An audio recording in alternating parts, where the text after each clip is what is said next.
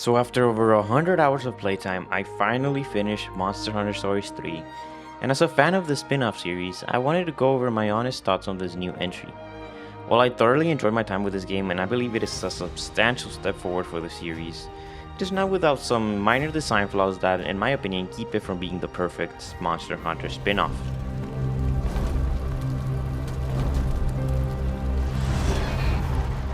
One of the first things that you will notice is just how much more fleshed out the movement in this game feels. It is much more reminiscent of modern mainline entries where walking and running animations feel much more natural.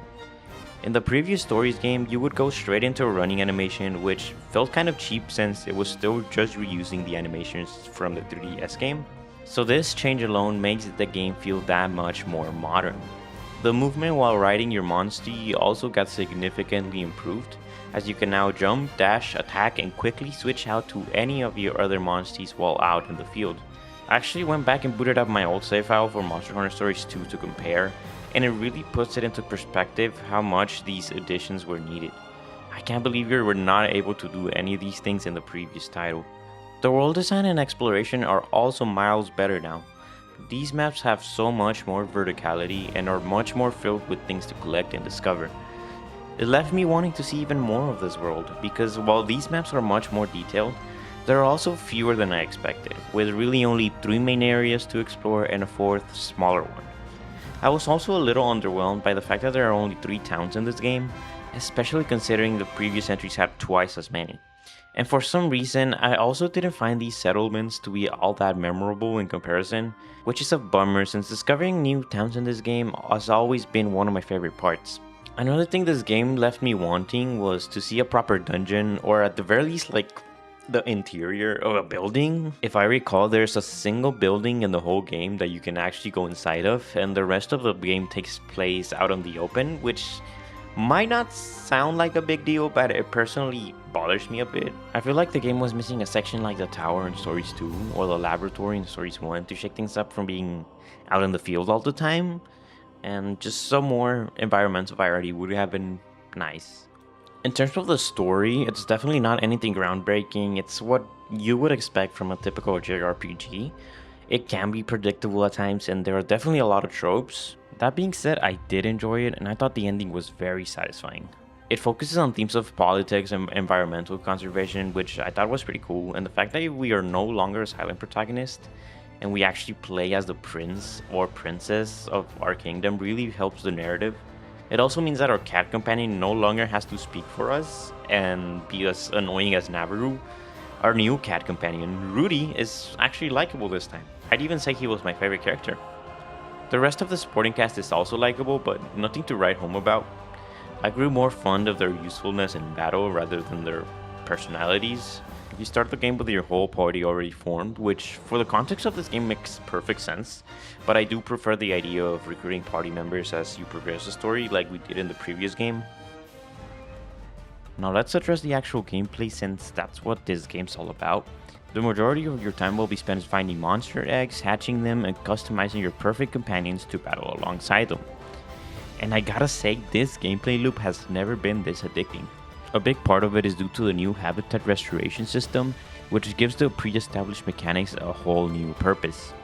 It encourages you to hatch as many eggs as you can, because now all those extra monsters you don't really want can be released back into the wild to raise their ecosystem rank. Raise their rank enough and you'll be able to hatch monsters with increased stats and special skills. Release a monster into an ecosystem it is not native to, and it will gain that area's element, changing its appearance along the way. Meet certain conditions and you can unlock subspecies or even powerful deviants. And when you unlock a new monster, you are not just unlocking the monster itself, but also its entire gene pool. The genes are essentially their skills, by the way, which you can then transfer to any of your monsties in your team to customize them and make them stronger. This means that there's always something to look forward to when you hatch a new egg or find a new monster, whether you like that monster or not. It all just ties so well together. Not to mention that there's a huge roster of monsters to choose from, which honestly made it difficult to build my ideal team, since they're all amazing. The battle system also feels better than ever, despite remaining mostly the same as in the past entries.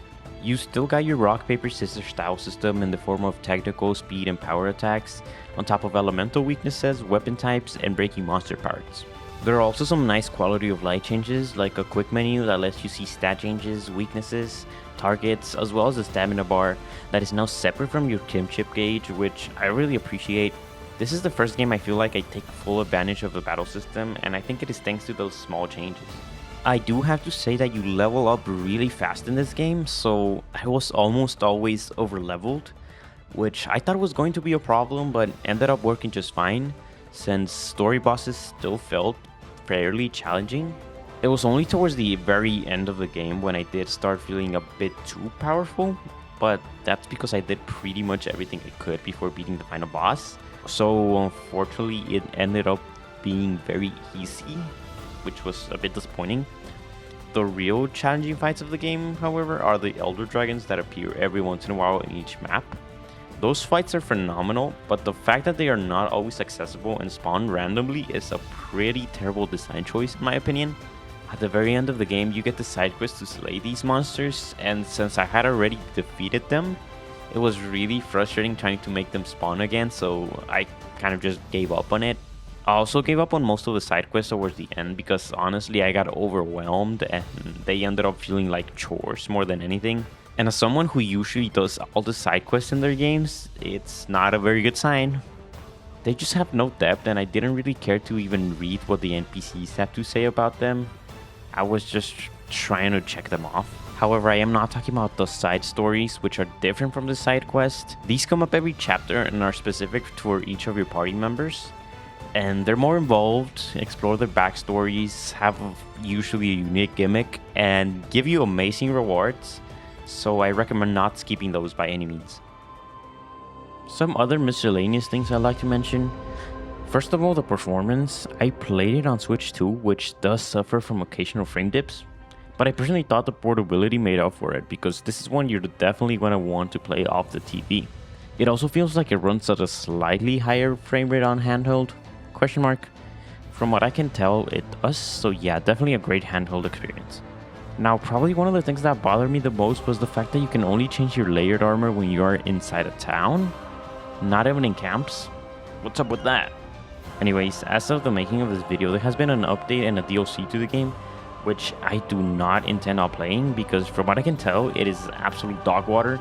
The addition of royal monsters is pointless and the Rudy side story is not worth the $10 from what I've heard.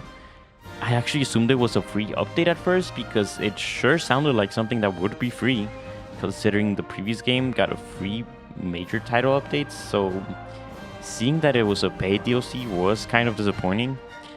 However, I don't think the game needed DLC in the first place because it already feels like a complete package as is, which honestly is pretty rare these days.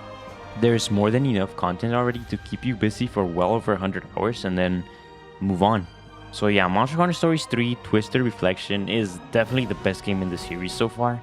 It is a huge step forward and I hope it takes an even bigger step forward in the next entry because despite how great it is, I do believe it still has a lot more potential to be the perfect Monster Hunter spin-off.